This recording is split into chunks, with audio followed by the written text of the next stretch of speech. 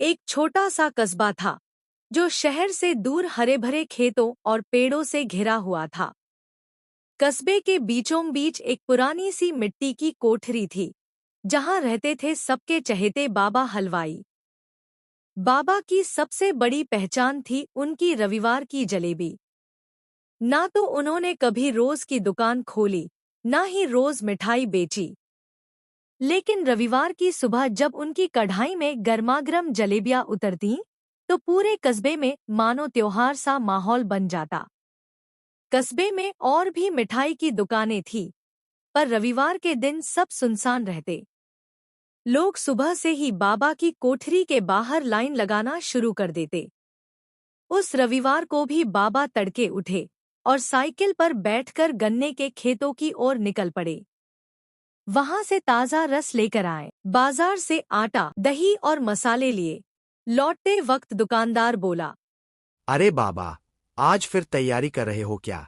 लगता है आज फिर पूरा कस्बा जलेबी में डूब जाएगा। अरे भाई, रविवार मतलब बाबा की जलेबी। लोग इंतजार करते हैं पूरे हफ्ते, तो हमें भी मेहनत करनी पड़ती है। बाबा जब बाजार से सामान लेकर आते हैं तो उनकी पत्नी कहती है, इतनी मेहनत अब और मत किया करो। क्यों ना रोज दुकान खोल लो, लोग रोज भी खाएंगे। अरे भगवान, अगर रोज खाने को मिलेगा तो लोग उतनी मोहब्बत से कैसे खाएंगे?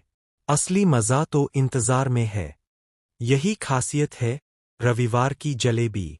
बाबा ने आटा घोलकर रात भर खमीर उठने दिया था। सुबह सुबह उस खमीर में इलायची पाउडर और केसर की खुशबू मिलाई। फिर तांबे की बड़ी कढ़ाई में घी गरम करके उसमें गोल गोल जलेबियां उतारनी शुरू की। जैसे ही जलेबियां चाशनी में डूबी, मोहल्ले के कोने कोने में खुशबू फैल गई।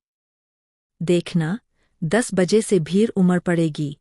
और सच में, घड़ी ने 10 बजाए ही थे कि बच्चे, बूढ़े, औरतें सब दौड़ते हुए आ पहुंचे।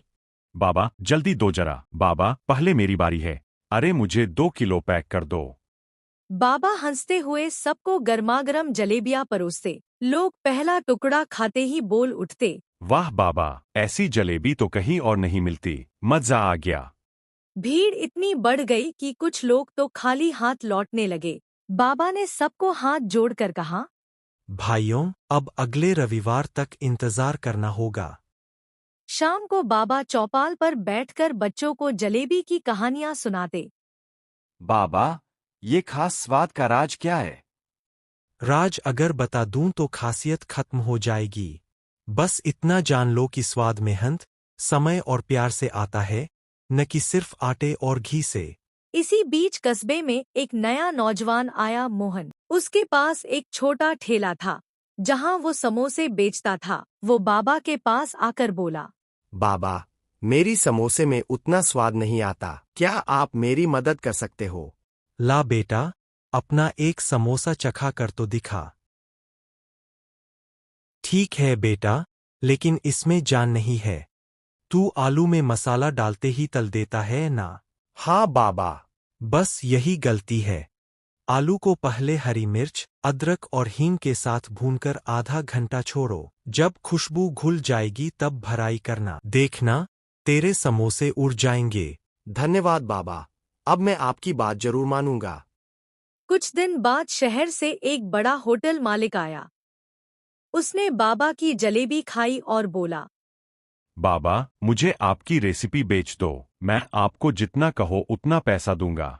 भाई, स्वाद बिकाऊ चीज नहीं। पैसा बहुत लोग कमा लेते हैं, पर मोहब्बत से भरा स्वाद हर किसी के बस की बात नहीं। ये जलेबी सिर्फ मेरे कस्बे वालों के लिए है, तुम्हारे होटल के लिए नहीं। शहर वाला गुस्से में चला गया, पर कस्बे वाले तालियां बजाते रह गए। एक रात बाबा ने बिमला से कहा, सोच रहा हूं ये राज आगे किसे दूं। उम्र हो रही है। शायद भगवान खुद ही भेज देगा कोई। सुबह दरवाजे पर एक अनाथ बच्चा आया। बाबा, मैं कई दिनों से भूखा हूं, क्या कुछ खाने को मिलेगा? बाबा ने उसे जलेबी और दूध परोसा। बच्चा खाते खाते रो पड़ा। बाबा ने उसके सिर पर हाथ रखकर कहा, तू हमारा बेटा है, और ये जलेबी का राज भी अब तेरा है। उस दिन से बाबा, बिमला और वह बच्चा एक साथ रहने लगे।